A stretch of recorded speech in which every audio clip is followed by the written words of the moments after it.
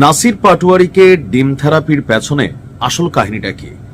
যেখানে এই ঘটনাটা ঘটেছিল ওইখানে কি মানে ওই প্রোগ্রামে নাসির কি দাওয়াতে ছিল? চলুন একটু শুনি। উইদাউট ইনভাইটেশন উনি আসছিল, ওনাকে কোনো ইনভাইট করা হয়? করা হয় না ওনাকে। আমাদের তো জানি মির্জা আব্বাস ওনার এখানে আসার কথা। জি, মির্জা আব্বাস সাহেবের এখানে আসার কথা ছিল। মানে কি নাসিরউদ্দিন পাটোয়ারিকে আমন্ত্রণ জানানো হয়নি নিজ থেকে? ওনাকে আমন্ত্রণ কর্তৃপক্ষ থেকে ওনাকে আমন্ত্রণ জানানো হয় না। এরকমটা এখানে ঘটনার পেছনে কিন্তু অন্য জায়গা থেকে কাহিনীটা শুরু হয়েছে। অর্থাৎ যেই কলেজে এই পিঠা উৎসবটা ছিল সেই কলেজে আনুষ্ঠানিকভাবে দাওয়াতে ছিলেন মির্জা আব্বাস। আর এই কলেজের অনেক স্টুডেন্ট যারা তাদের অর্থনৈতিকভাবে ভর্তির ব্যাপারে অনেক কিছুতে নাকি সহযোগিতা করেন মির্জা আব্বাস। তো যখন নাসির পাটোয়ারি এখানে দাওয়াত ছাড়া প্রবেশ করতে যান, কয়েকটা ভিডিও ফুটেজ আপনারা দেখছেন, সেখানে ঢুকার সময় কিন্তু তিনি বাধার মুখে পড়েন মানে বিএনপি নেতা কর্মীদের।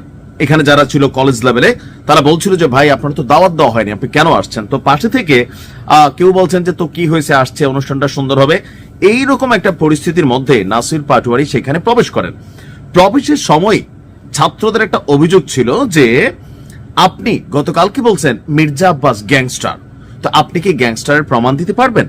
অর্থাৎ আমি আমার আগের ভিডিওতে বলছি নাসির পাটোয়ারি যে কি বলেছে ইমব্যালেন্সড কথাবার্তা বলছে জিয়া পরিবারকে নিয়ে, বিএনপিকে নিয়ে অথবা মির্জা আব্বাসকে নিয়ে যেভাবে নাসির পাটোয়ারি প্রতিদিন কথা বলে, চাঁদাবাজ থেকে শুরু করে ওই যে হাফ প্যান্ট পরে দাঁড়া করাই রাখবে। দেখেন রাজনীতিতে বক্তব্য থাকবে, কিন্তু এমন বক্তব্য না যে বাবার বয়সে একজন নেতারে হাফ প্যান্ট পরে দাঁড়া করে রাখবো। এটা আপনার বাপ হলে আপনারও খারাপ লাগতো, আপনার নেতা হলে আপনার খারাপ লাগতো।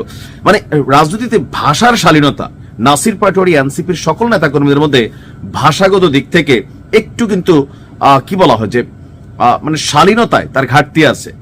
ইভেন এরপরে আমরা যেটা দেখলাম যে তারা ব্যান্ডেজ ট্যান্ডেজ করা যে ছবিগুলা, সবার মাথায় সাদা ব্যান্ডেজ, হাতে ব্যান্ডেজ, মাথা মোথা নাইডা আবার কথাও বলতেছেন, কেউ আজাদি মুভমেন্টের একজন নেতা। এখন এই ছবিগুলো নিয়ে প্রশ্ন উঠছে যে ডিম মাইরা আসলে মাথা ফাটাই দেওয়া যায়, এটা কি সম্ভব?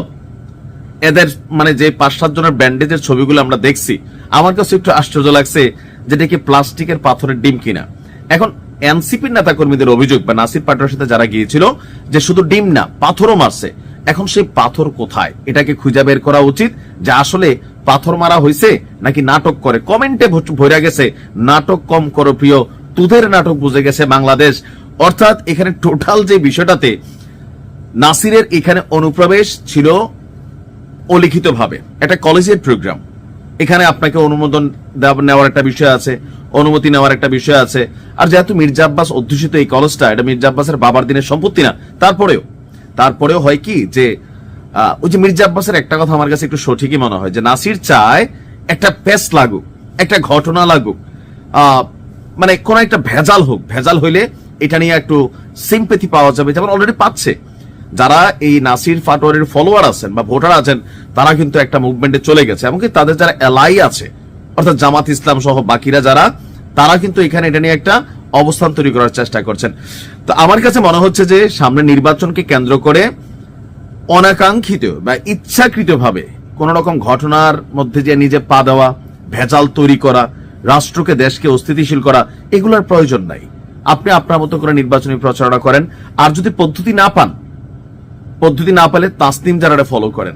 What a brilliant idea Tasnim Zarar.